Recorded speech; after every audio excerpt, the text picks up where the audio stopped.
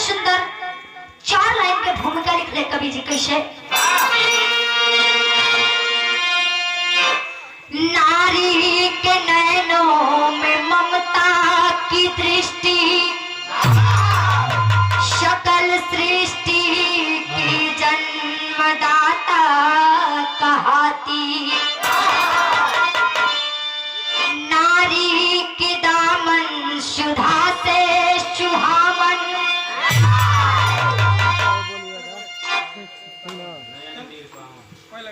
नयन नीर पावन में जीवन बिताती।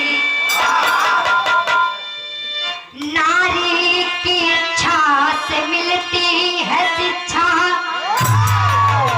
अगन की परीक्षा रामायण भी गाती। नारी की दामन सुधा से सुहावन, पावन जीवन बिताती।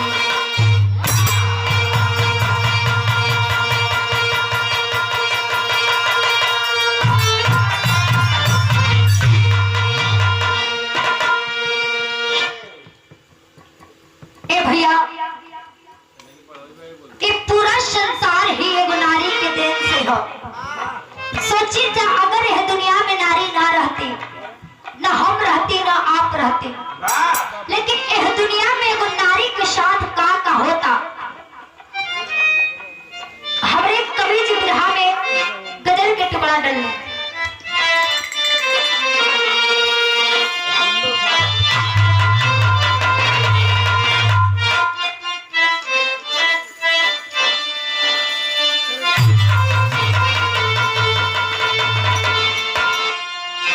ऐसे कैसे हो जाई मोहब्बत सौ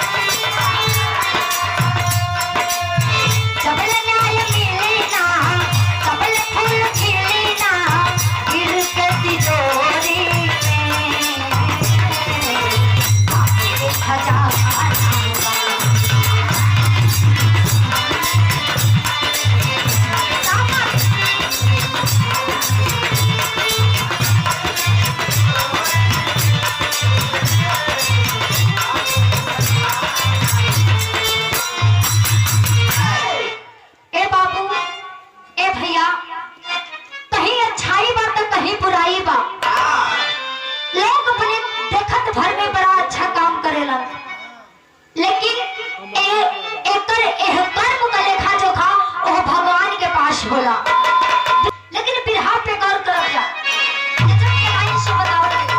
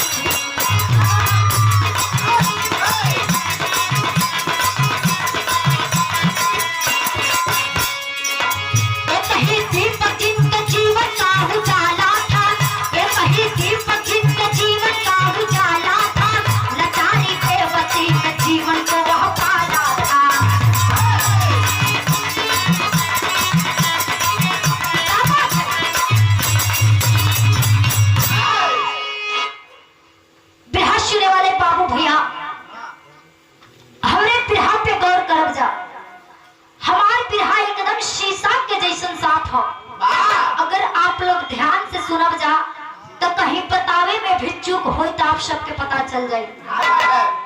ए भैया, ये कहानी एटा जिला के है जहाँ एगो बड़ा ही छोट परिवार रहल।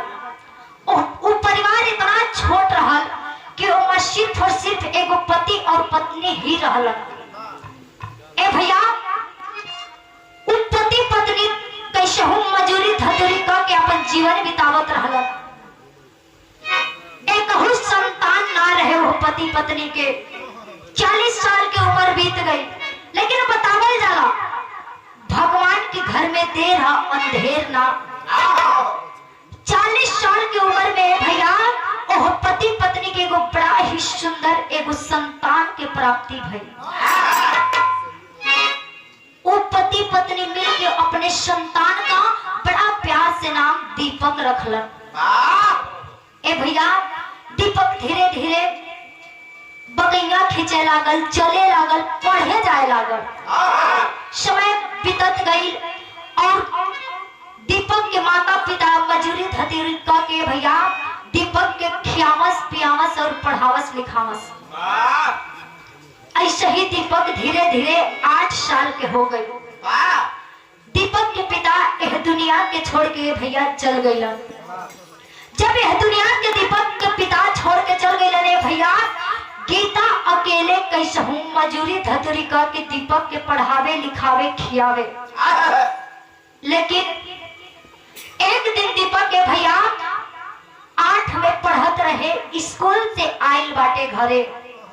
कहलस, ए माई तनी कुछ खाए के तब बड़ा तेज भूख लागल बा। दीपक ए भैया जब इतनी बतिया कहलस, माई तुरंत उठ के दीपक खातिर खाना बनावे लगली। जब खाना बनावे लगली, दीपक कहलस, ए माई तब तक तू खाना बनावा, हम बाहर से खेल के आवत है। दीपक कुछ समय बीत गए, खेल के आई। कहलस, का हो माई, खाना अब ले लेना बनल।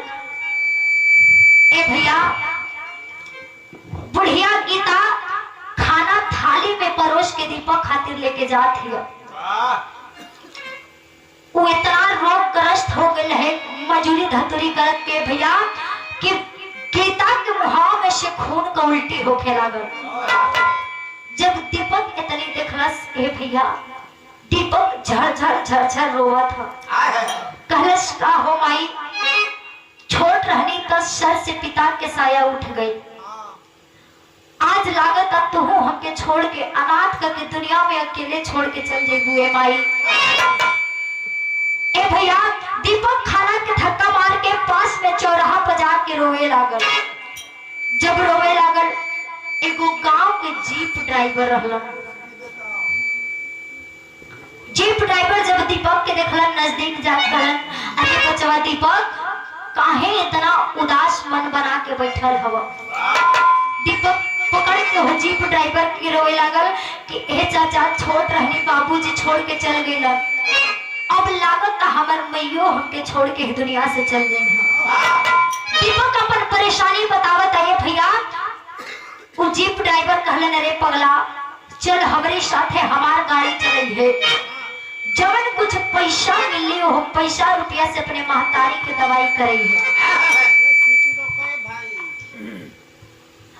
ए भैया दीपक पढ़ाई लिखाई छोड़ के गाड़ी चलावे लागल। बिरहा में गीत लागल मास्टर से।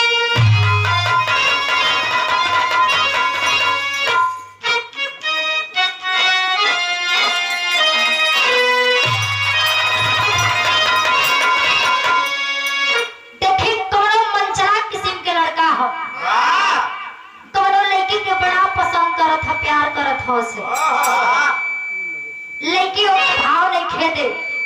एक दिन गली से गुजरत रहे लड़का एगो बात कहे, का कहे मास्टर साहब, तनी ताक दे तू हो,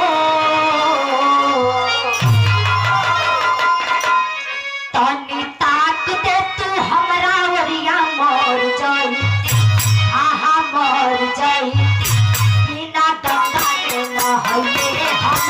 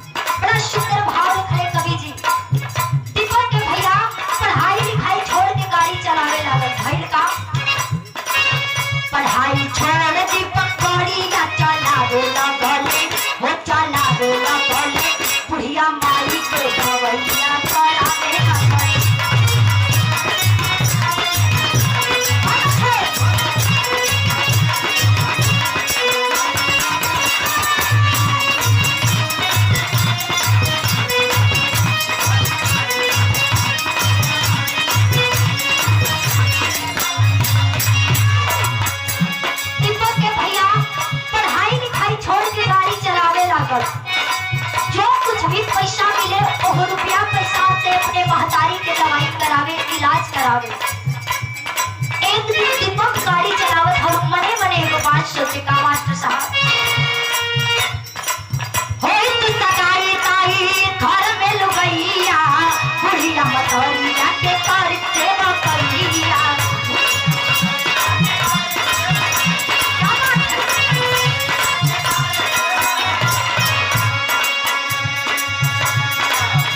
ये सोच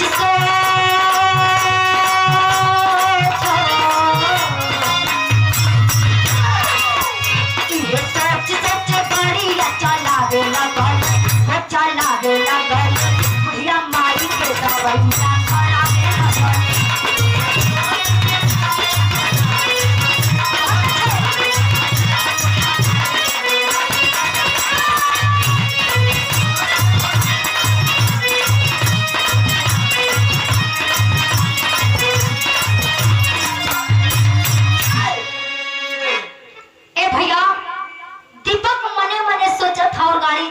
था मन में सोचे कि अगर हमारो शादी ब्याह हो जाए, घर में अगर हमार पत्नी आ जाए, हमरो ख्याल रखत, हमारी मैयों के ख्याल रखत। ए भैया इतने बतिया के दीपक सोचा था और गाड़ी चलावत था। सामने से एगो ट्रक वाला आके दीपक की गाड़ी के धक्का मार देहलस। जब दीपक के गाड़ी के धक्का लागल है भैया, गाड़ी पलटत पलटत जाके खाई में गिरल है। कैसे मास्टर साहब, बिरहा में टेरी के भाव लागल।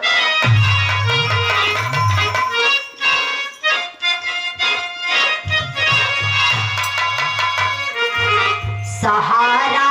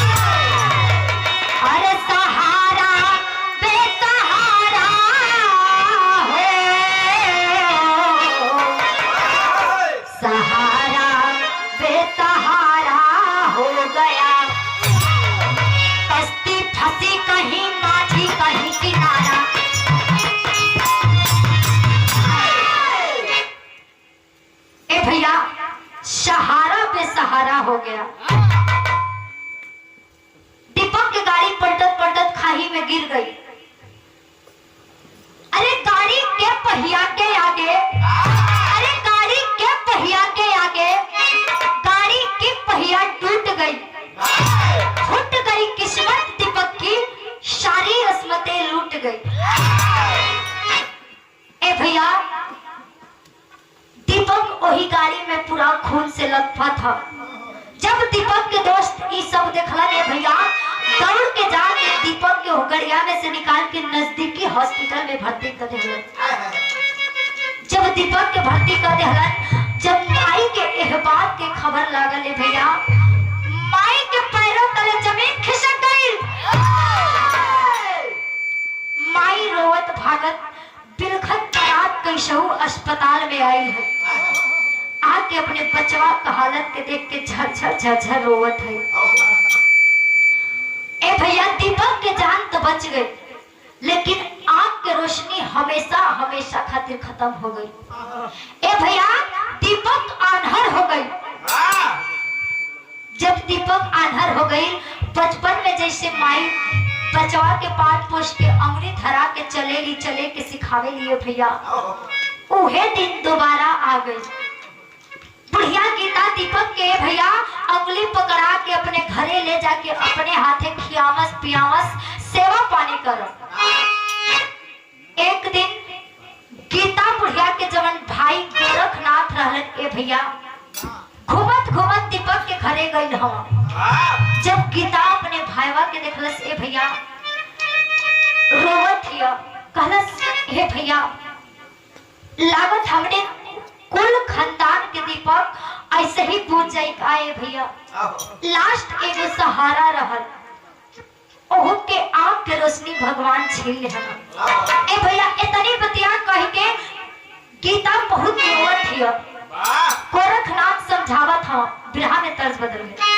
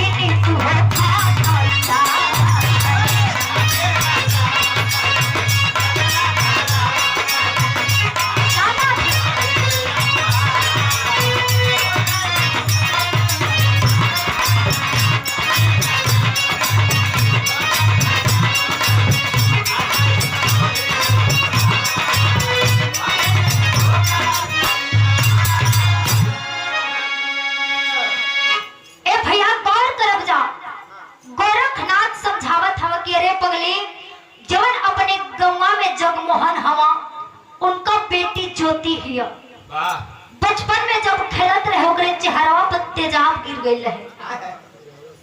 चल अपने दीपक का शादी वही ज्योति से हुई। जब तनी बतिया गीता सुन ले है भैया खुशी से उछले लागल। खलस अरे भैया शुभ काम में देरी का है, जल्दी से लगन रखा, जल्दी से हमार पिटिया हमार ज्योति हमारे घरे आवे। ए भैया गोरखनाथ गइलन, शादी का प्रस्ताव रखलन, शादी ब्याह बढ़िया से बीत गई। दीपक ज्योति के अपना घरे लेके आई। एक दिन दीपक बैठ के धीरे धीरे बोला था कि काश आज हमरो आंख रहत, अपने सुंदर पत्नी के चेहरा हम देख लेते। ए भैया ज्योति खाना लेके जात वही जब खड़ा हिया सारा बतिया सुनत हिया। जब इतनी बतिया के ज्योति सुन लेहलस ओके चैन ना मिलत हम, मने मने सोचत हिया कि हमार सैया जी हमार चेहरा देखल चाहत है। जाके बाहर दुआरी में बैठ गई।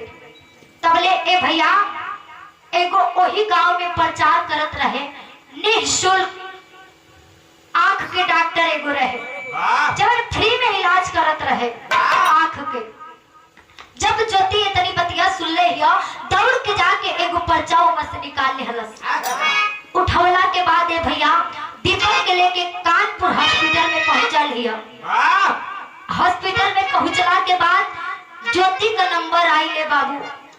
ज्योति के जब नंबर आई दीपक के अखिया के ले जाके जांच करौलस। डॉक्टर साहब जब जांच करके बाहर निकलना ज्योति कहलस अरे डॉक्टर साहब हमरे पति के आंख की रोशनी दोबारा आई ना।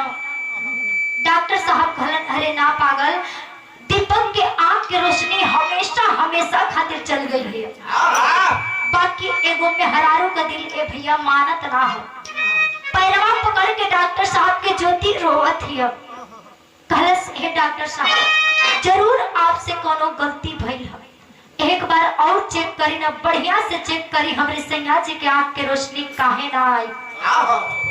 डॉक्टर साहब एगो औरत के बात मान के दोबारा दीपक का आंख जांच कैलन।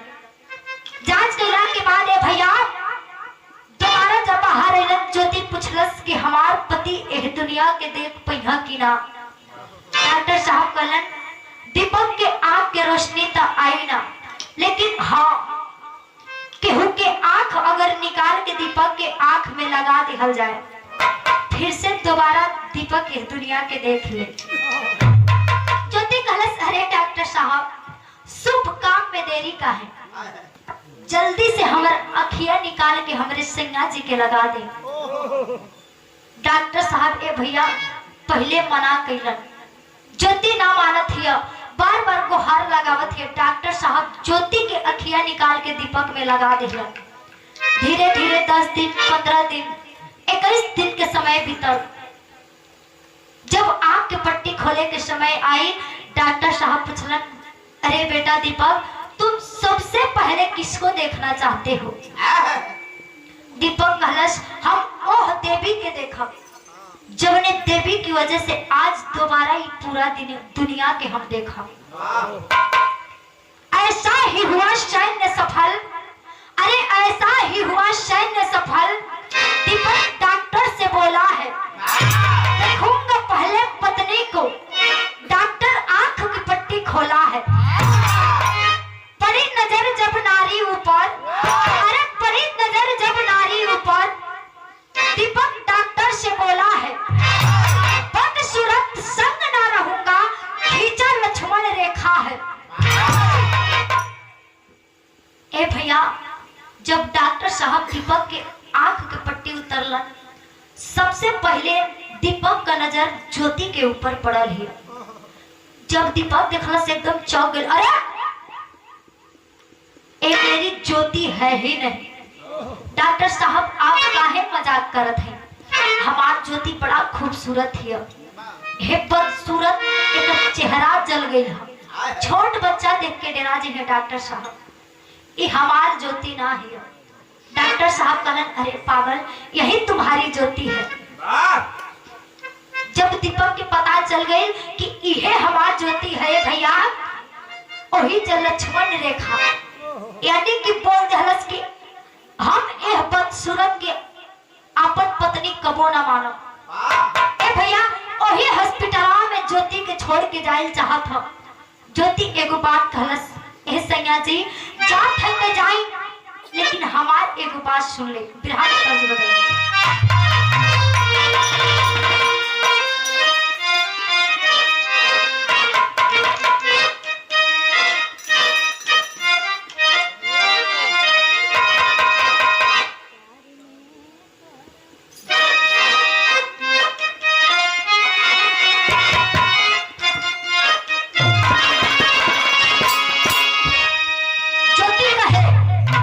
सैया एक ना कैला हो, सैया एक ना कैला हमसे नाता तोड़ के, यही के छोड़ के ना।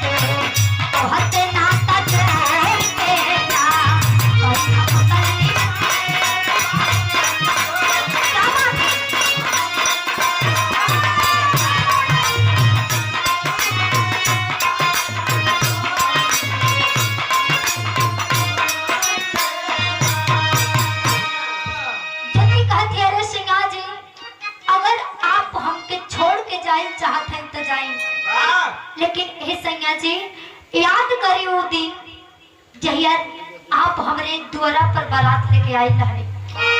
हमार सखी सलेहर जब आपके देखली कहली कारे जतिया कौन कर्म कैले रहली कि बचपन में तो चेहरा पर तेजाब गिर गई।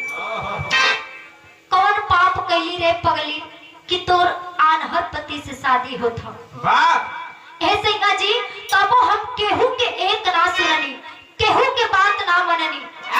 हम आपसे आपके हाथ पकड़ के आपसे नाता जोड़ लेने और सबके आप खातिर छोड़ देने।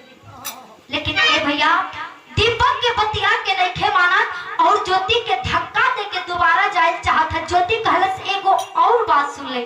पापट के लाइन लगा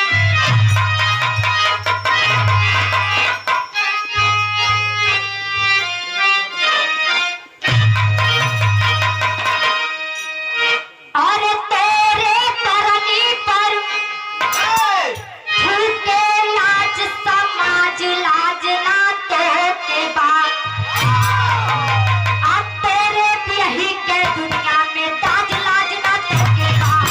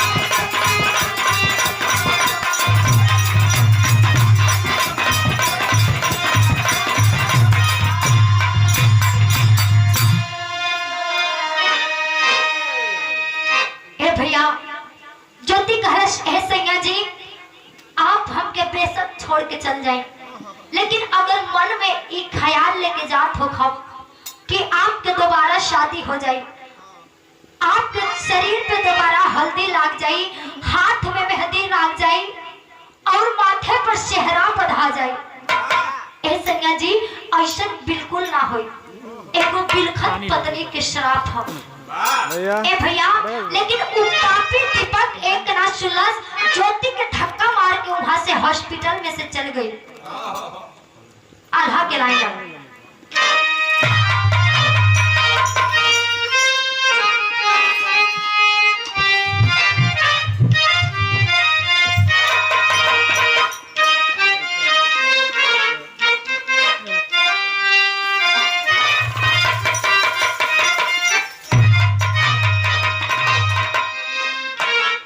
नाश्वर बदानिया,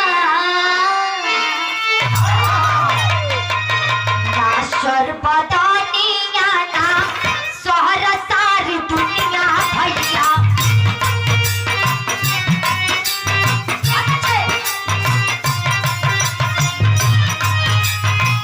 फिर काहे तोरे लागू बनाई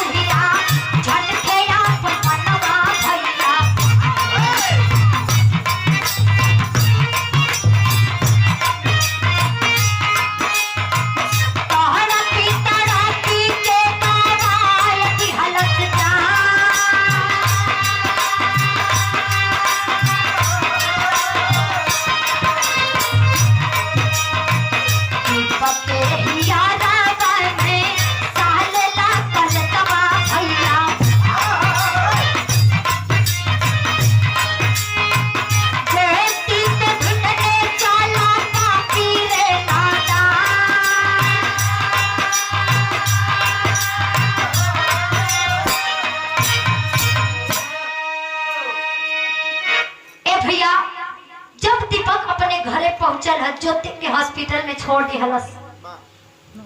ज्योति का केहू ना रहे। दीपक जब अपने घरे पहुंचल है, महतारी गीता कहलस, अरे बेटा दीपक, हमार लक्ष्मी जैसन बेटी कहाँ है ज्योति? दीपक कहलस, ए भाई हम आंख से आंधर रहने, यही से तू हमार बदसूरत के संगे शादी ब्याह करा दिहल। ए भाई हम ओ बदसूरत के हुई हॉस्पिटल में छोड़ नहीं, हमेशा खातिर छोड़ नहीं। जब इतनी बतिया के गीता सुन ले है भैया, मने मने कोसत हिया, दीपक के ताना मारत है, रे पापी जवन औरत तोर इतना ख्याल रखला, जब तू आन्हर रहले तो के इतना मान सम्मान से तो के अपनी हाथे खियौलस पियौलस, आज तो की दुनिया पूरा देखौलस रे पगला, तो ओ देवी जैसन पत्नी के छोड़ के चली आई रे। ए भैया गीता इस सदमा बर्दाश्त ना कर पैलस, धीरे धीरे मन में ये बात सोच सोच के भैया गीता यह दुनिया के छोड़ के चल गई। गीता जब मर गई, दीपक एकदम अकेले हो गए थे भैया। सोचा था कि हमारे केहू शादी करा दे, लेकिन दुनिया में केहू मूर्ख ना है। जब उतना देवी जैसन औरत के छोड़ दिहलस, जौन औरत दीपक खातिर का ना कैलस, अपन आंख निकाल के दे दिहलस, ओकर जब दीपक ना भइल, के कराई ओकर शादी? दीपक के कहीं शादी ना होता है भैया। दीपक के केहू टाइम से जगावे वाला ना रहे, एक लोटा पानी देवे वाला ना रहे, केहू खाना पूछे वाला ना रहे भैया। दीपक के धीरे धीरे ज्योति के कमी के एहसास भइल। जब ज्योति के कमी के एहसास भइले भैया, वो पागल दीपक ज्योति के खोजे खातिर वही कानपुर हॉस्पिटल में गई है। जब कानपुर हॉस्पिटल में गई, ज्योति कहीं नजर ना आवत है। जब ज्योति कहीं नजर ना आइले भैया, दीपक इधर उधर पागल की तरह ज्योति के खोजा था, पता लगावत था, लेकिन ज्योति के कवनो खोज खबर नहीं थे। एगो चौराहा पर ट्रैफिक जाम रहे, दीपक वही ट्रैफिक में फंस के खड़ा रहे। वही ट्रैफिक में डॉक्टर साहब साहब भी भैया खड़ा रहलन। जब दीपक देखलस डॉक्टर साहब के पहचान गए, जाके डॉक्टर साहब के पैराव पकड़ के कहे लागल, ए डॉक्टर साहब हमार ज्योति कहाँ है? डॉक्टर साहब कहलन, अरे तुम कौन हो? मैं तुमको नहीं जानता। दीपक कहलस, हे डॉक्टर साहब ध्यान से देखी, हम उहे अभागा है जे अपने लक्ष्मी जैसन पत्नी के छोड़ के वही हॉस्पिटल में धक्का मार के घरे चल गई। हे डॉक्टर साहब हमार ज्योति से हमके मिला दी। डॉक्टर साहब दीपक के भैया अपने गाड़ी में बैठा के अपने घरे लेके गई हम। उनका बेटी श्वेता ये भैया पानी पिए खातिर के लेके आवत थी। डॉक्टर साहब देखलन, कहलन, अरे दीपक छोड़ो उस बदसूरत लड़की को, तुम हमारी बेटी श्वेता से शादी कर लो। ए भैया श्वेता इतना सुंदर रहे कि केहू भी देखे तो लोभा जा, लेकिन दीपक साफ इनकार कर दिहलस। कहलस ना। दीपक कहेगा खड़ी के भाव लगा,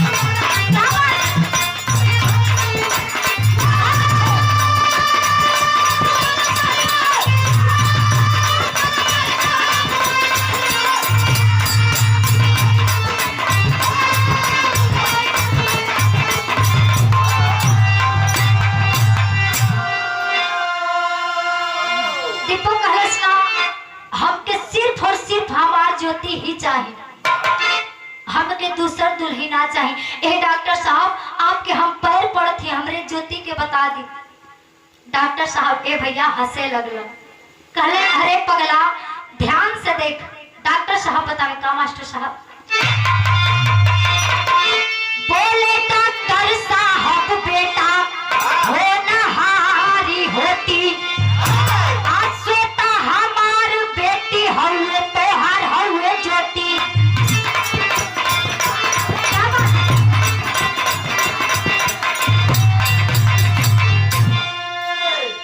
अरे चूक हो जाए पर नियत ना खोटी चाहिए हो, आप भूल होई ना दोबारा हमके ज्योति चाहिए।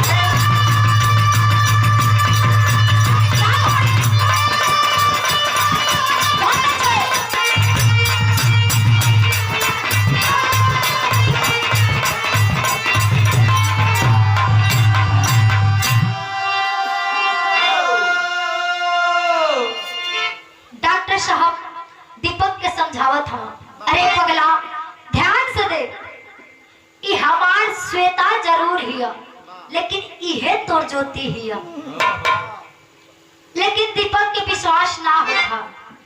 डॉक्टर साहब बतौले, अरे पगला जब तू एक हॉस्पिटलवा में छोड़ के चल गईले, उस समय ज्योति का केहू ना रहल रे। हमार एको संतान भगवान ना देहलन, एही से ज्योति के ले जाके मुंबई में प्लास्टिक सर्जरी करवनी चेहरा का, और दूसर आंख लगवा दी हरी। देख आज तो ज्योति रे पगला दूध जैसन चमकत हिय। जब दीपक के पता चलले भैया कि इहे हमार ज्योति है, दौड़ के जाके पैरवा में गिरल चाहत ह, तबले ज्योति रोक लेहलस। कहलस, ना सैया जी ना, आपके जगह हमरे पैर में ना हमरे दिल में है।